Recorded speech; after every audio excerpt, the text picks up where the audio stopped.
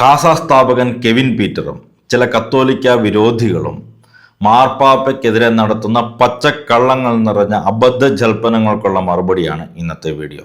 രാഷ്ട്രീയമായ നിലപാടുകൾ എടുക്കുമ്പോൾ തിരിച്ചുള്ള രാഷ്ട്രീയ പ്രതികരണങ്ങളും വിമർശനങ്ങളും സ്വാഭാവികമാണ്. മാർപ്പാപ്പയ്ക്കെതിരെയാണെങ്കിൽ പോലും അത്തരം വിമർശനങ്ങളെ ഉൾക്കൊള്ളേണ്ടതുണ്ട്.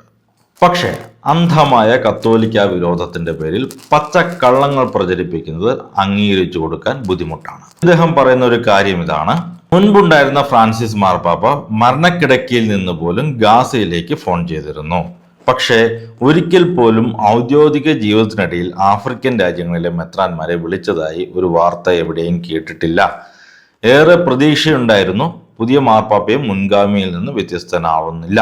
അപ്പോൾ കെവിൻ പീറ്ററോട് പറയാനുള്ളത്, മാർപ്പാപ്പ ആഫ്രിക്കൻ രാജ്യങ്ങളിലെ മെത്രാന്മാരെ വിളിച്ചതായിട്ട് കേട്ടിട്ടില്ല എങ്കിൽ അത് നിങ്ങളുടെ ചെവിയുടെ കുഴപ്പമാണ്, അല്ലെങ്കിൽ കേട്ടിട്ടും പച്ചക്കള്ളം പറയുകയാണ്. ഇനി ഫ്രാൻസിസ് മാർപ്പാപ്പ സ്ഥിരമായി ഗാസയിലേക്ക് വിളിച്ചിരുന്നു എന്ന് പറയുന്നത് അവിടുത്തെ ഇടവകയായ ഹോളി ഫാമിലി പള്ളിയിലേക്കാണ്. തൻ്റെ അജപാലനപരമായ കർത്തവ്യങ്ങളുടെ ഭാഗമായാണ് അദ്ദേഹം അവിടേക്ക് വിളിക്കുന്നത്. അല്ലാതെ അവിടുത്തെ ഹമാസ് തീവ്രവാദികളോ രാഷ്ട്രീയ അധികാരികളോ ഒന്നും ആയിരുന്നില്ല കേട്ടോ അദ്ദേഹം വിളിച്ചത് കേട്ടോ. 2023 ഒക്ടോബർ മുതൽ അദ്ദേഹം അവിടുത്തെ ലോക്കൽ പ്രീസ്റ്റുമായിട്ട് സ്ഥിരമായി സംസാരിക്കാറുണ്ടായിരുന്നു എന്നത് വത്തിക്കാൻ റിപ്പോർട്ട് ചെയ്തിട്ടുള്ള കാര്യമാണ്. അതുപോലെ തന്നെ ഫ്രാൻസിസ് മാർപ്പാപ്പ ആഫ്രിക്കൻ ബിഷപ്പുമാരെ വിളിച്ചിട്ടുള്ളതിനും തെളിവുണ്ട്. അദ്ദേഹം ബിഷപ്പുമാരായിട്ടുള്ള ലൂയിസ് ഫെർണാണ്ടോ ലിസ്ബോവയെയും ആന്റോയിനെ കമ്പന്തിയെയും ഫോണിൽ വിളിച്ചിരുന്നു. അതുപോലെ തന്നെ ഫ്രാൻസിസ് മാർപ്പാപ്പയായാലോ ഇപ്പോഴത്തെ ലിയോ മാർപ്പാപ്പയായാലോ നൈജീരിയൻ ബിഷപ്പുമാരുമായി കൂടിക്കാഴ്ച നടത്തുന്നത് യൂട്യൂബിൽ നോക്കിയാൽ കാണാവുന്നതേ ഉള്ളൂ. അതുകൊണ്ട് തന്നെ ഇത്തരമൊരു വാർത്ത ഒരിക്കലും വന്നില്ല എന്ന് പറയുന്നത് തികഞ്ഞ അസംബന്ധമാണ്, വിവരമില്ലായ്മയാണ്. ഇനി മാർപ്പാപ്പ തൻ്റെ ഔദ്യോഗിക ജീവിതത്തിൽ പല രാഷ്ട്രത്തലവന്മാരെയും ഫോണിൽ വിളിച്ചിട്ടുണ്ട്. ആ കൂട്ടത്തിൽ മഹ്മൂദ് അബ്ബാസുമായിട്ടും ഫോൺ സംഭാഷണം നടത്തിയിട്ടുണ്ട്. പക്ഷെ അത് നിങ്ങൾ ഈ പറയുന്നത് പോലെ മരണക്കിടക്കയിൽ വിളിച്ചുള്ള കോളുകളോ അല്ലെങ്കിൽ സ്ഥിരമായിട്ടുള്ള ഫോൺ സംഭാഷണങ്ങളോ ഒന്നും ആയിരുന്നില്ല. ഇനി നൈജീരിയയ്ക്ക് വേണ്ടി മാർപ്പാപ്പ ഒന്നും പറഞ്ഞില്ല എന്ന് പറയുന്നത് കെവിൻ പീറ്ററെ അറിവില്ലായ്മ അലങ്കാരമാക്കി കൊണ്ട് നടക്കരുത്. നൈജീരിയയിലെ ആക്രമണങ്ങളെ പലതവണ അപലപിക്കുകയും തീവ്രവാദ ആക്രമണങ്ങളെ പലതവണ വിമർശിക്കുകയും ചെയ്തിട്ടുണ്ട് ലിയോ മാർപ്പാപ്പ. അതുകൂടാതെ ഫ്രാൻസിസ് മാർപ്പാപ്പയും ഇതിനെതിരെ പലതവണ സംസാരിക്കുകയും വിമർശിക്കുകയും ചെയ്തിട്ടുള്ളതാണ്. അതൊന്നും നിങ്ങൾ കേട്ടിട്ടില്ല എങ്കിൽ അത് നിങ്ങളുടെ മാത്രം തെറ്റാണ്. നൈജീരിയയിലെ കാര്യങ്ങളെക്കുറിച്ച് മാർപ്പാപ്പ പറഞ്ഞത് ഇതേവരെ കേട്ടിട്ടില്ല എങ്കിൽ പോപ്പ് ലിയോ നൈജീരിയ എന്നോ പോപ്പ് ഫ്രാൻസിസ് നൈജീരിയ എന്നോ ഒക്കെ ഒന്ന് യൂട്യൂബിൽ സെർച്ച് ചെയ്ത് നോക്കിയാൽ മാത്രം മതി.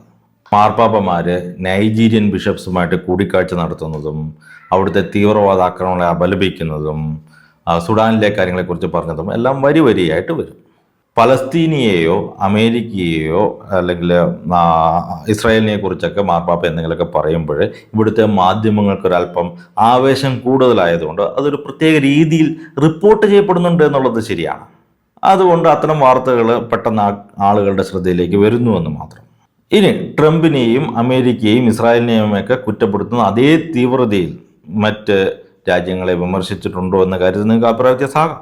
ഞാൻ നേരത്തെ പറഞ്ഞതുപോലെ തന്നെ ഇനി മാർപ്പാപ്പയാണെങ്കിൽ പോലും രാഷ്ട്രീയപരമായ കാര്യങ്ങൾ പറയുമ്പോൾ രാഷ്ട്രീയമായ വിമർശനങ്ങൾ ഉണ്ടാകുന്നത് സ്വാഭാവികമാണ്. രാഷ്ട്രീയം മാത്രമല്ല, അപ്രമാദിത്വമുള്ള എക്സ് കത്തീഡ്ര പ്രബോധനങ്ങളല്ലാത്തിടത്തോളം കാലം ദൈവശാസ്ത്രപരമായ കാര്യങ്ങളിൽ പോലും മാർപ്പാപ്പയോട് വിയോജിക്കാനും വ്യത്യസ്തമായ നിലപാടുകൾ, ആശയങ്ങൾ പിന്തുടരാനും കത്തോലിക്കർക്ക് സാധിക്കും. എന്താണ് ഈ മാർപ്പാപ്പയുടെ അപ്രമാദിത്വപരം എന്നുള്ളതിനെ കുറിച്ച് ഡീറ്റെയിൽഡ് ആയിട്ടുള്ള വീഡിയോകൾ ഞാൻ വേറെ ചെയ്തിട്ടുണ്ട്, മറക്കാതെ കാണുക. മാർപ്പാപ്പയുടെ നിലപാടുകൾ സമാധാനത്തിന് വേണ്ടിയുള്ളതാണ്, അല്ലാതെ ഏതെങ്കിലും രാഷ്ട്രത്തിന് അനുകൂലമോ പ്രതികൂലമോ ആയ നിലപാടുകളല്ല അദ്ദേഹത്തിൻ്റെത്. യുദ്ധത്തെ എതിർത്തുകൊണ്ട് സമാധാനത്തിന് വേണ്ടി മാത്രമേ മാർപ്പാപ്പയ്ക്ക് സംസാരിക്കാൻ കഴിയൂ. ഏതൊരു യുദ്ധമാണെങ്കിലും നിരപരാധികളുടെ രക്തം വീഴുമ്പോൾ മാർപ്പാപ്പ അതിനെതിരെ സംസാരിക്കും. അദ്ദേഹം നിലകൊള്ളുന്നത് പൂർണ്ണമായ സമാധാനത്തിന് വേണ്ടിയിട്ടാണ്. ഇസ്രായേലിനോ അമേരിക്കയ്ക്കോ മാത്രം എതിരെയുള്ള ഒരു നിലപാടായി ഇതിനെ വ്യാഖ്യാനിക്കേണ്ടതില്ല. മറിച്ച് ആക്രമണങ്ങളുമായും പ്രോക്സി യുദ്ധങ്ങളുമായും മുന്നോട്ട് പോകുന്ന എല്ലാവർക്കും ഈ പരാമർശങ്ങൾ ബാധകമാണ്. എല്ലാത്തരം ആക്രമണങ്ങളും അവസാനിപ്പിച്ച് പഴയ വൈരങ്ങൾ മറന്ന് സമാധാനത്തിലും ക്ഷമയിലും മുന്നോട്ട് പോകാനുള്ള മനോഹരമായ സന്ദേശമാണ് മാർപ്പാപ്പ നൽകുന്നത്. ഇതിനെ ആർക്കെങ്കിലും അനുകൂലമായോ പ്രതികൂലമായോ ആയ പ്രസ്താവനയായി വ്യാഖ്യാനിക്കുന്നിടത്താണ് പ്രശ്നം. സ്ഥായിയായ ഒരു സമാധാനത്തിന് വേണ്ടിയാണ് ഞാനും നിലകൊള്ളുന്നത്. പക്ഷേ നെതന്യാഹുവിനെ സംബന്ധിച്ചിടത്തോളം അദ്ദേഹത്തിൻ്റെ രാജ്യത്തെ ജനങ്ങളുടെ നിലനിൽപ്പ് പ്രധാനമാണ്. ഇസ്രായേൽ എന്ന രാഷ്ട്രത്തിൻ്റെ നിലനിൽപ്പിനെ തന്നെ ബാധിക്കുന്ന രീതിയിൽ അവരെ ഇല്ലാതാക്കാനായി ഇറാൻ ആണവായുധങ്ങൾ നിർമ്മിക്കുന്നുണ്ട്. ഇതിനെതിരെ ഇസ്രായേലും അമേരിക്കയും നടത്തുന്ന യുദ്ധങ്ങൾ ന്യായമാണെന്ന് തന്നെയാണ് എൻ്റെ വിശ്വാസം. പക്ഷേ സമാധാനം വേണ്ട എന്നാണോ? അല്ല. ഞാൻ നിലകൊള്ളുന്നത് യഥാർത്ഥ സമാധാനത്തിന് വേണ്ടിയാണ്, സ്ഥായിയായ സമാധാനത്തിന് വേണ്ടിയാണ്.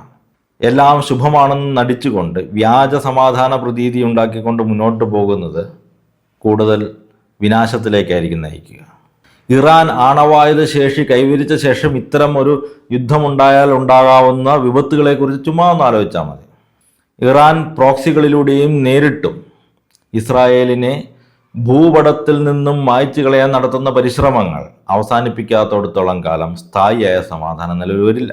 മാർപ്പാപ്പ യുദ്ധത്തിനെതിരെ സംസാരിക്കുമ്പോൾ അത് കേവലം ഒരു പക്ഷത്തിന് അനുകൂലവുമല്ല, പക്ഷത്തിന് പ്രതികൂലവുമല്ല. പ്രോക്സികളിലൂടെ യുദ്ധം നടത്തി യുദ്ധത്തിന്റെ ധാർമ്മിക ഉത്തരവാദിത്തത്തിൽ നിന്ന് ഒളിച്ചോടാൻ ശ്രമിക്കുന്ന ഇറാനെയും സകല തീവ്രവാദ സംഘടനകളെയും ഉദ്ദേശിച്ച് തന്നെയാണ് മാർപ്പാപ്പ പ്രതികരിച്ചിട്ടുള്ളത്. ഇത് വത്തിക്കാന്റെ പൊതുവായ നിലപാടുകൾ പരിശോധിച്ചാൽ മനസ്സിലാക്കാവുന്നതേ ഉള്ളൂ. ഈ ഒരു വിഷയത്തിൽ മറ്റൊരു വീഡിയോ ഞാൻ ഉടനെ തന്നെ ചെയ്യുന്നതായിരിക്കും. മാർപ്പാപ്പ ഇറാനെ സപ്പോർട്ട് ചെയ്യുന്നു എന്നൊക്കെ പറഞ്ഞ് പ്രചരിപ്പിക്കുന്ന രാഹുൽ ഈശ്വറിനെ പോലുള്ളവർക്കുള്ള മറുപടിയും ഉടനെ തന്നെ കൊടുക്കുന്നതായിരിക്കും.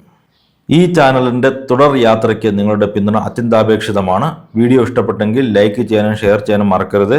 കൂടാതെ ഞങ്ങളുടെ കോർപ്പറേറ്റ് ഗിഫ്റ്റിംഗ് സംരംഭമായ ഷലോംസ് ഗിഫ്റ്റിംഗിലൂടെയും നിങ്ങൾക്ക് ഞങ്ങളെ പിന്തുണയ്ക്കാം. കസ്റ്റമൈസ്ഡ് ടീഷർട്ടുകൾ, വാട്ടർ ബോട്ടിലുകൾ തുടങ്ങിയ പ്രിന്റിംഗ്, കോർപ്പറേറ്റ് ഗിഫ്റ്റിംഗ് ആവശ്യങ്ങൾക്കായി താഴെ കാണുന്ന വാട്സാപ്പ് നമ്പറിൽ കോൺടാക്ട് ചെയ്യുക.